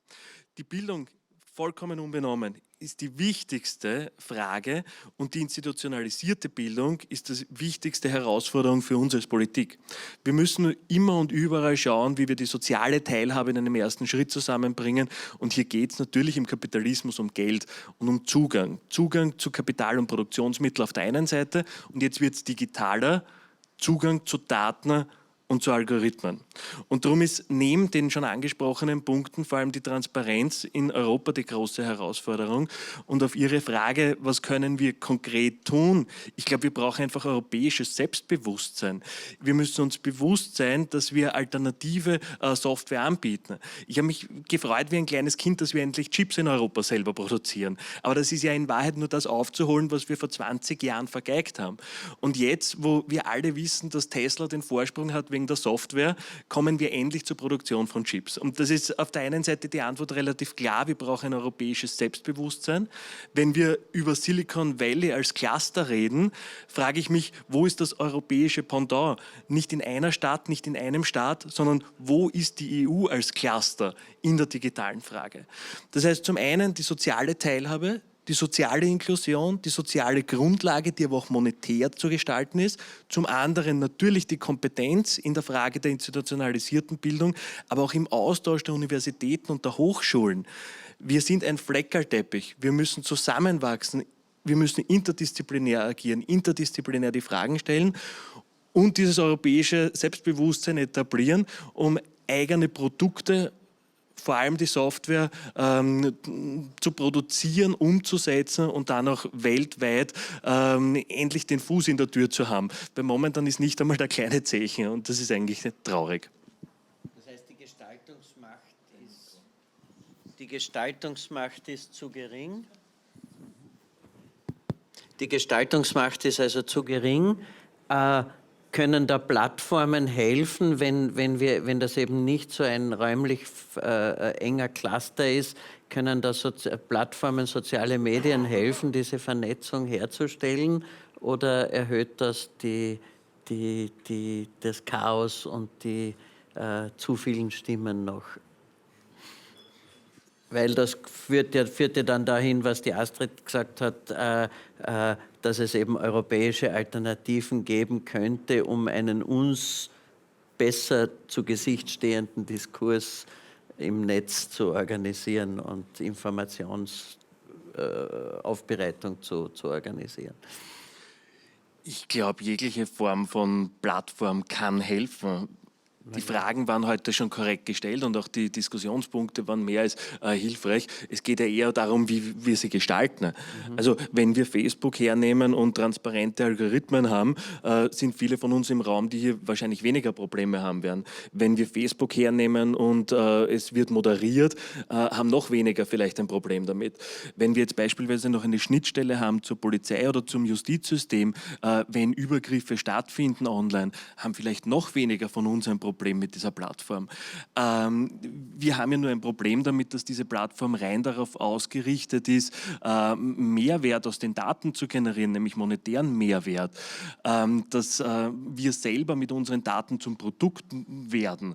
Das Problem haben wir. Ich bin ein riesen Freund von Plattformen. Ich habe während der Diskussion zum Denken begonnen, wie könnte eine europäische Plattform angehängt am Europäischen Parlament aussehen, die etwa in Qualitätsstandards entspricht. Ich fände das spannend. Ich glaube, Demokratie braucht Zeit, Demokratie braucht Debatte. Und ich bin ein furchtbarer Optimist. Die Fragestellung, wir sind im Selbsterhaltermodus und wir sind ich bin jetzt 37, seitdem ich denken kann in irgendwelchen Krisen. Alle Versprechungen, die irgendwo aufgestellt worden sind zum Großteil irgendwie nicht eingehalten worden. Also wenn man jetzt irgendwie viel arbeitet und viel leistet, dann wird man reich. Ist ein Versprechen, das gibt es nicht, das stimmt einfach nicht. Das mit dem Klimaschutz, das wird sich schon irgendwie von selber lösen, das gibt es nicht. Das Auto, wie wir gestern von Julian Niederrimmering gehört haben, ist das Versprechen, dass die Menschen zusammengeführt werden. Das ist sehr doppelt. Das ist jetzt auch noch doppeldeutig. Jim, zusammengeführt werden means two things in German. It means brought together and run over. It's the same word for two completely different meanings. Aber damit ist es auch schon das Spannungsfeld. Jetzt überlegen wir, wie können wir die Situation mit Autos überhaupt in Ballungsräumen überhaupt noch handeln und wie können wir den Klimaschutz mit den Emissionen überhaupt noch unter den Hut bringen. Also ich glaube, bei all diesen Fragen ist nicht das Was, sondern das Wie zum Diskutieren und das Wozu grundlegend auszuverhandeln. Und das, seitdem ich denken kann, seitdem ich auf der Welt bin. 1989 ist die Bipolarität auf der Welt gefallen und spätestens rund um die Globalisierung und Co. hat sich hier etwas aufgetan, wo die Generationen vor mir geglaubt haben, es ist ausverhandelt. Ich bin aber Optimist und damit komme ich schon zum Schluss. Ich glaube, wir können in diesen Ausverhandlungsprozess auch wieder hineingehen. Wir haben nach dem Zweiten Weltkrieg mit weltweiten Organisationen gesehen, dass der Mensch sich zusammenschließen kann. Und jetzt der Rückschluss. Der digitale Humanismus ist für mich der erste wirklich brauchbare Ansatz in den letzten Jahren, zu sagen, wir wollen das Ruder wieder in die Hand nehmen. Wir wollen sogar rumreißen, weil wir als Menschen hier definieren wollen, wie wir gemeinsam arbeiten, wie wir Plattformen konstruieren und wozu wir diese Plattformen nutzen können. Also ja, jegliche Form von Plattform ist immer spannend und interessant, kann uns helfen, muss uns helfen, aber ist halt nur ein Werkzeug, das wir auch selber programmieren. Danke vielmals. Bevor ich in die Audience schaue, ganz kurz, Stefan, und ich möchte ein Wort zu dir auch hören, von dir auch hören. Wie haltest du das aus als Mitglied einer liberalen Partei, dass wir von Monopolisten umgeben sind? Jetzt kann der Wiener Gemeinderat vielleicht nicht Facebook zerschlagen, aber ich würde, also ich als Nichtmitglied der liberalen Partei schlafe ich schon schlecht, dass ich von lauter Monopolisten umgeben bin. Das hätte ich gern gewusst. Bitte Antwort so gestalten, dass wir dann noch 2, 3 Fragen reinnehmen können. Wir dürfen 2 Minuten überziehen, habe ich schon festgestellt. Ja, die Situation der Monopolisten jetzt quasi auf der digitalen Ebene erinnert mich ein Stück weit an die Situation der Monopolisten im Energiebereich. Ja. Also wir haben eigentlich eine ähnliche Bewegung und wieder derselbe Punkt. Auch da ging es von Zentralisierung in die Dezentralisierung. Wir haben quasi jetzt die Ebene dieser gemeinsamen erneuerbaren Energiegemeinschaften. Ja. Es ist eine nicht unähnliche Logik. Ja. Und ich glaube, dass das einfach auch wichtig ist. Ein bisschen ganz kurz dazu, ich habe immer meine Skepsis zu sagen, Europa baut die bessere Technologie als der Rest der Welt. Nein, ich glaube, dass es hier tatsächlich um dieses Prinzip des Humanismus geht, um die Kultur geht, um die Wertehaltung geht, die wir letztendlich integrieren müssen, weil die Dinge verschwimmen in einer globalisierten Welt so schnell und so stark. Und es ist weniger die Frage, ob die Chipfabriken hier oder woanders gebaut werden. Die Frage ist, was machen wir mit diesen Technologien und wie setzen wir sie ein? Also die Verwendung, das Wie ist, glaube ich, sehr zentral. Und das muss auf der Basis europäischer Werte stehen. Und dazu ist der digitale Humanismus, glaube ich, ein wunderbares Fundament. Und deswegen bin ich sehr froh, dass wir in Wien auch genau diesen Weg gehen, weil er sehr stark und sehr gut auch in die Welt herausstrahlen kann. Wien quasi als die Metropole in diesem Bereich. Ja, aber klar, der Monopolismus ist aus meiner Sicht ein sehr, sehr großes Problem und er widerspricht natürlich sehr klar auch den Prinzipien der Freiheit. Ja. Und ich hätte gern, dass die Chipfabriken nicht nur in Taiwan sind, aus naheliegenden Gründen. Eine Wortmeldung. Jawohl, bitte. Ich hätte eine Frage, weil das Thema Teilhabe und Achtung, erstens, das ist Walter Balmetshofer und jetzt hat er auch ein Mikrofon in der Hand. Weil Sie das Thema Teilhabe und Transparenz öfters erwähnt haben. Ich hätte eine Frage, was der Zwischenstand, dass Wien zum Beispiel so eine transparente Stadt wird wie Hamburg, wo es ein Transparenzgesetz gibt. Wo ist das Wiener Selbstvertrauen, dass man dann zum Beispiel auch einfordert, dass es einen Datenrückfluss von Firmen in kommunale Daten gibt? Das heißt, die Beispiele waren halt Airbnb bei den E-Scootern, Carsharing und so weiter. Also wo sind die konkreten Umsetzungen, wenn man quasi digitalen Humanismus auf einer Veranstaltung vorträgt und dann als Stadtregierung auch dann vorlebt? Ich glaube, das ist eine Frage, die beide Abgeordnete, die ich keinem der beiden Abgeordneten ersparen möchte. Stefan, du zuerst und dann Jörg. Ja, danke für diese Frage. Sehr wichtig. Also wir stehen ja ganz klar für zum Beispiel ein Informationsfreiheitsgesetz. Dafür setzen wir uns immer schon ein und gerade auch im Bereich der Transparenz. Und Sie haben vollkommen recht, auch genau das Thema der Datennutzung und Rückfluss ist ganz, ganz wesentlich. Und das, glaube ich, ist auch ein Prinzip in die Richtung, die Plattformen, die auch Wien kreiert, hier entsprechend weiterentwickelt. Darauf müssen wir auch achten. Das heißt, alle, die an diesem Backbone teilnehmen, müssen natürlich ihre Daten genauso bidirektional in der umgekehrten Richtung scheren, weil sie ganz wesentlich ist, auch für die Entwicklung im Bereich der Mobilität, im Bereich der Gesundheit, aber auch im Bereich der Stadtentwicklung. Aber die Frage wäre konkret die Umsetzung. Wir sind in der Koalition, war 2 Jahre. Hamburg hat das Gesetz draußen. Das Gesetz kann man mittlerweile 1:1 von GitHub runterkopieren. Und die Frage wäre, liegt es am Wiener Hochquellwasser, dass es keine Transparenz gibt? Also mir geht es einfach konkret um die Umsetzung. Das ist jetzt kein Vorwurf an die beiden Personen, die da sitzen, sondern an die Stadtregierung, dass wir das Thema jahrelang hören und es passiert nichts. Und wir sehen das auch, wie es war mit der Energie jetzt, was immer die Förderungen oder waren, die es im Sommer gegeben hat, Zwischenkredite, das zieht sie dahin, da gibt es keine Informationen und das führt zu einer Erodierung vom Vertrauen in die Politik. Und ohne dem wird es halt nicht gehen. Also dieser Spagat zwischen Wasser predigen und Wein trinken geht halt jetzt nicht mehr. Das ist halt nur meine Aussage. Und das Ganze ist beim Datenrückfluss auch. Und da wäre es halt auch immer interessant zu sehen, wann konkret passiert irgendwas bei kleinen Anbietern wie bei den E-Scootern, das ist verschlafen worden. Das war nicht einmal eine Marktmacht, sondern eine Auflage, die ignoriert worden ist, das durchzusetzen. Magst du noch einen Satz konkret? Na, okay, Jörg. Also gerade den letzten Punkt gebe ich Ihnen vollkommen recht. Viele, und das ist auch am Panel vorhin gefallen, die digitale Unterspülung kam, glaube ich, von Ihnen. Vieles ist in den letzten Jahrzehnten passiert, womit die Politik einfach so nicht gerechnet hat. Also die Geschwindigkeit hat alle überrascht. Da tue ich mir jetzt leichter, weil ich verhältnismäßig jünger bin als andere, die in der Regierungsverantwortung stehen. Das ist passiert. Es ist nur die Frage, wie wir künftig tun. Auf europäischer Ebene, mit oder ohne Mikro? 1, 2, 3. 1, 2, 3, Test. 3, 2, 1, Leraco. So, also das ist einfach die Frage. Ich höre dich jetzt viel besser. Wunderbar, vielen herzlichen Dank. Zum Ursprung der Frage. Ich glaube, ich komme auf das zurück, was ich vorhin gesagt habe. Demokratie braucht aber trotzdem Zeit.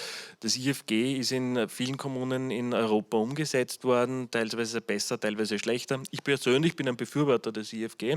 Wir haben andere Schritte in der Koalition gesetzt, wo wir in der Transparenz weitergekommen sind.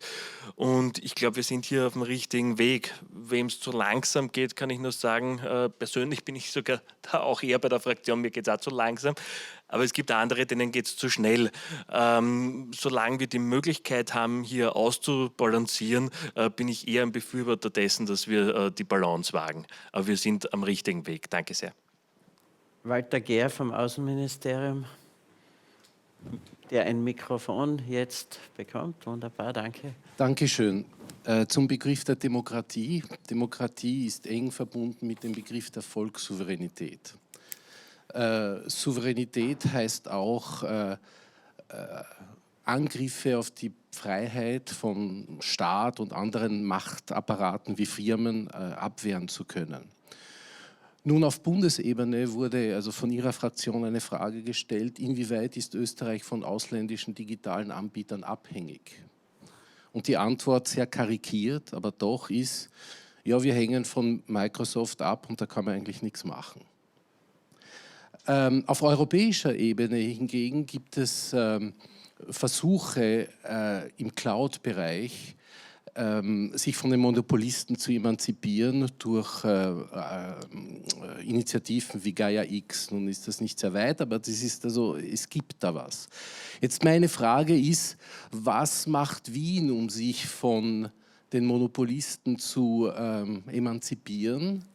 Oder ist wie auf der Bundesebene das Gefühl, ja, man kann nichts machen, es gibt Microsoft und damit bleibt es einmal für eine Zeit lang? Ja, vielen herzlichen Dank für die Frage und ich muss auf 2 konkrete Punkte eingehen, über die ich sehr glücklich bin. Zum einen haben wir sowohl Licensed Software als auch Open Source Software, je nachdem, wo welche Update-Sicherheit, Datensicherheit, Speichersicherheit, etc. gewährleistet ist. Das heißt, hier wird bei den unterschiedlichen Programmen unterschiedlich bestellt, unterschiedlich zugegriffen. Und das finde ich mehr als sinnvoll. Denken wir an andere Städte, die komplett auf Open Source gesetzt haben. Etwas, wo ich übrigens auch tendenziell hingehöre. Ich bin ein Befürworter von Open Source und noch einmal ein Befürworter auch auf europäischem Kontinent selber zu programmieren. Es geht aber nicht alles Open Source. Und das müssen wir, glaube ich, den Expertinnen und Experten in unserer Stadt in der Verwaltung überlassen, die Entscheidung, was wo momentan für die Wienerinnen und Wiener das Sinnvollste ist. Das Zweite ist unsere eigene Serverinfrastruktur und hier der Versuch natürlich mit unseren Daten und den Daten der Wienerinnen und Wiener möglichst sicher umzugehen. Da reden wir natürlich auch über die Frage der Cloud-Strategie. Welche Daten können wir in welchen Clouds belassen, hingeben oder nicht. Das heißt, wir haben auf allen 3 Ebenen einen österreichischen Mittelweg, der in dieser Frage meiner Ansicht nach der einzig sinnvolle und der einzig richtige ist. Punkt. Danke. Stefan? Kann eigentlich gar nicht sehr viel dazu ergänzen, sehe das ziemlich ähnlich, also gerade was Open Source und Software und Technologien betrifft. Auch ein wichtiger Punkt ist das Thema der Rechenzentren, ja, sozusagen, dass wir hier auch, was das Thema Data Security, hier natürlich das auch möglichst lokal haben. Das halte ich für ganz extrem wichtig, dass viele dieser Dinge nicht ausgelagert werden in asiatische Länder etc., dass man hier wirklich wieder zurückkommt, quasi auch in einen Safe Haven. Das, glaube ich, ist eine sehr wichtige Strategie, genau sich auch natürlich vor diesen Angriffen besser schützen zu können. Ja. Danke. Ich habe noch 2 ganz kurze Fragen. Michael, nachdem du schon eine hattest, ist deine zweite Frage, besteht aus einem Satz, wenn du jetzt noch eine Frage stellen willst. Du hast noch aufgezeigt. Ganz, ganz kurz und die Antwort ist kurz und dann ist noch sind Sie noch dran. And then, unfortunately, we have to close. Digitalisierung hängt extrem an der Kompetenz der Personen, die es umsetzen. Gibt es einen Plan zum strategischen Kompetenzaufbau? Und ich rede auch von Planstellen in der Stadt Wien zum Thema digitalen Humanismus. Hey, das ist eine super Frage. Bitte beide antworten. Ja, den gibt es. Ich würde das Mikro kurz gerne dem Clemens überlassen, weil der kann das bis ins letzte Detail ausformulieren. Sowieso, Clemens. Als CIO der Stadt Wien ist er hier der wichtigste Mann in der Frage.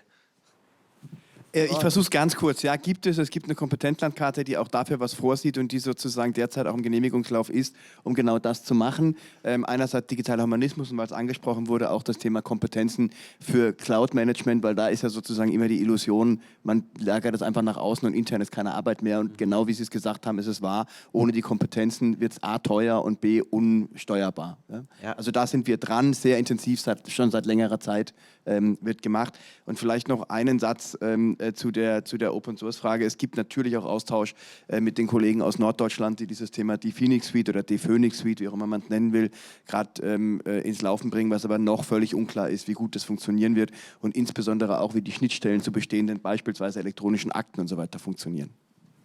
Wunderbar. Die letzte Frage gehört Ihnen, wenn Sie uns kurz sagen möchten. Hier, die Kollegin mit dem roten Sakko. Auch wer Sie sind. Ja, vielen Dank. Ich bin eine Kollegin vom Stefan, der mich heute hier mitgenommen hat, bin aber auch, komme aus den Politikwissenschaften und aus der Ökonomie eigentlich und habe aber über die letzten Semester und Jahre eigentlich immer wieder Schnittstellen gehabt zu Digitalisierung und AI-Ethics. Ich habe auch ein Buch von Marc gelesen, das war quasi so mein Einstieg, um das hier so mit reinzunehmen. Und ich habe eine Frage bezüglich Datenakquirierung. Wir sprechen immer darüber, dass wir mehr Daten haben wollen, die Daten müssen wir irgendwie akquirieren und wenn wir über Daten sprechen, müssen wir auch über Biases sprechen. Wenn man jetzt beispielsweise eine Covid-Tracking-App hernimmt, ich finde, das ist so das Paradebeispiel und man akquiriert Personendaten, dann fallen die durchs Raster, die keinen Zugang zu den digitalen Mitteln haben, beziehungsweise auch gar keinen Zugang zu den Technologien haben. Das heißt, jetzt kein Smartphone besitzen oder so. Wenn wir diese Daten akquirieren und wir haben diese Biases, wo uns dann quasi die Leute fehlen, die da durchfallen und diese Daten werden dann weitergegeben an die Wissenschaft und die Wissenschaft arbeitet damit, dann haben wir ein Problem, weil dann fehlen uns fundamentale Wissensstücke. Und jetzt wäre meine Frage, ob die Stadt dahingehend auch Strategien hat, wie man hier Leute dazu bringen kann, dass sie besseren Zugang zu Technologie haben, also gar nicht jetzt zu den digitalen Plattformen, sondern auch zur Technologie selbst und wie man die da abholen würde und könnte.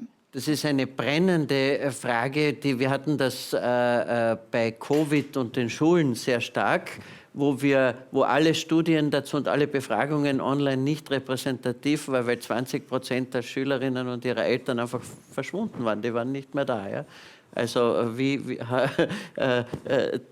mir blutet das Herz, dass ich jetzt um kurze Antworten bitten muss, weil das eine Frage ist, die mir selbst extrem wichtig ist. Danke, dass Sie sie gestellt haben, aber ihr müsst es trotzdem kurz beantworten, wir sind schon Overtime. Also der erste Schritt liegt schon 10 Jahre her, dass wir überhaupt einmal auf Free WLAN gesetzt haben und Hotspots in der ganzen Stadt entwickelt haben. Das war damals eine Kampagne, die ich mitgestaltet habe und eine Initiative, die ich mitgestalten durfte. Das heißt, überhaupt den Zugang hier für sozial schwache Schichten zu ermöglichen. Ich habe immer gesagt, das ist für mich so wie der Zugang zur Volksbibliothek vor 100 Jahren gewesen. Einfach überhaupt die Möglichkeit zu haben, der Zugang. Das zweite ist eine private Initiative, die ich sehr schätze, PCs für alle, die momentan hergeht und schaut, wie können wir Computer, die gebraucht sind, überarbeiten und Leuten in die Hand drücken, die es gerade brauchen können. Der dritte Schritt war rund um den Beginn von Covid, der damalige Stadtrat Jörg Neumayer, der einfach ein paar tausend PCs gekauft hat für Schülerinnen und Schüler. Der vierte Schritt ist eine langjährige Forderung, jedem Wiener Schüler ein Wiener Schulpad, die wir jetzt in die Umsetzung kommen, wo wir über den 8-Punkte-Plan vom Bund 20.000 Geräte bekommen haben. Der fünfte Schritt ist die Digitalisierungsstrategie, wo es eben nicht nur um die Kasteln und die Kabeln geht, sondern vor allem um den Menschen. Das ist uns auch gelungen im Sinne des digitalen Humanismus. Aber Sie haben vollkommen recht, uns fehlen hier noch ein paar tausend Geräte. Und das ist der sechste Schritt, wo wir sehr intensiv in den Verhandlungen mit dem Bund auch stehen. Wir müssen dieses Delta noch in den Griff bekommen. Und das kann keine Kommune alleine in Österreich. Wir brauchen hier einfach das Kapital des Bundes und das Bekenntnis, dass der Bund wirklich alle Schülerinnen und Schüler ausstattet und dann noch alle Lehrerinnen und Lehrer ausstattet, sich dann um die Wartung kümmert und der allerletzte Schritt ist, alle paar Jahre diese Verantwortung übernimmt. Weil wenn das nicht passiert, haben wir immer nur einen Fleckerlteppich und werden wir immer wieder einen Bruch im System haben, wo einzelne Schülerinnen und Schüler leiden. Und das können und wollen wir als Stadt Wien nicht zur Kenntnis nehmen und darum sind wir seit vielen Jahren genau da dahinter. Ich antworte ganz kurz. Also neben der technologischen Komponente der Ausstattung, das ist die eine Ebene, aber die andere Ebene, die ganz klar wichtig ist, also gerade auch im Kontext von Corona, dass es immer die Möglichkeit besteht, sowohl digital als auch analog Zugang zu haben. Das heißt, ich kann über einen Symptomchecker starten, aber ich kann genauso 1450 als Hotline anrufen und das ist wichtig. Und es ist ganz klar, dass es hier keinen Datenbias gibt, dass nur die Daten genommen werden, die digital kommen, sondern natürlich auch jene, die analog kommen. Das ist, glaube ich, ein Grundprinzip und da sind wir eigentlich im konkreten Thema, was heißt digitaler Humanismus, ganz konkret. Ein Satz noch von Jörg Neumayer und dann kommt von mir noch 4 Zeilen eines Liedtextes und dann ist aus. Singen wir gemeinsam? Nein, gesungen wird hier nicht. Wir haben bei wirklich großartiger Softwareentwicklung der letzten Jahre gesehen, wie man es politisch komplett falsch machen kann. Stichwort Stop Corona-App.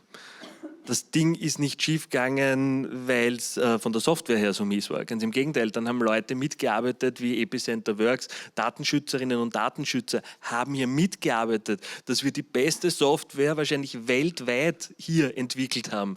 Und es ist politisch zerstört worden, weil hier die Bundesregierung nicht mit dem Wozu hineingegangen ist, sondern mit einem Nationalratspräsidenten, der gemeint hat, das kommt jetzt aber verpflichtend. Und das ist schon auch Part unserer Diskussion, wo wir uns als Politikerinnen und Politiker der Verantwortung bewusst sein müssen. Es ist unsere Aufgabe, dieses Wozu ganz an den Beginn zu setzen. Und dann gebe ich Ihnen vollkommen recht, ist die Ableitung leicht. Wir brauchen, so wie es der Stefan jetzt gesagt hat, die analogen Daten genauso. Und unsere Verwaltung muss hier verschränkt arbeiten. Und das weiß ich, dass unsere Verwaltung gelingen kann und gelingt. Und jetzt reiße ich das Mikro an mich, weil es nochmal, ich habe vorher schon dieses Lied erwähnt, wo dann man drauf kommt, dass das aus der Psychiatrie heraus gesungen wird. Aber nachdem es um die Abgehängten und um die weniger Privilegierten geht, möchte ich damit enden. Die Zeilen gehen so: Und wenn die vom Jobcenter fragen, kannst du ihnen sagen, wir sind unterwegs mit allem, was wir haben, die Algorithmen zu zerschlagen und dass die Benzinkanister und Streichhölzer uns gehören. Burn, Palo Alto, burn. So wird es nicht gehen, das wissen wir alle. Ja? For good or bad, ich sehe mich hier ja auch zwischen zwei Vertretern evolutionärer Parteien und nicht revolutionärer Parteien flankiert. Ich hoffe, es hat Ihnen so gut gefallen, wie es mir gefallen hat. Danke an die wunderbaren Sprecherinnen und Sprecher. Thanks to you, Jim. Thanks, Mark. Thanks, Philipp. Thanks, Astrid. I could go on forever, but luckily this is not possible because you all want the coffee. Danke, Stefan. Danke, lieber Jörg. Wir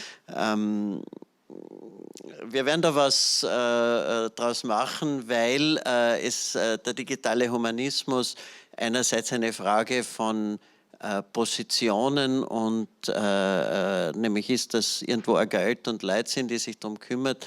Andererseits eine säkuläre Bewegung, der sich möglichst viele anschließen und wo blöde, gute Ideen ausgebrütet werden. In diesem Sinn entlasse ich Sie und bitte Sie aber, dass Sie ein Stück von dem demokratischen Schwung, den wir hier hatten, mitnehmen. Danke und schönen Tag noch.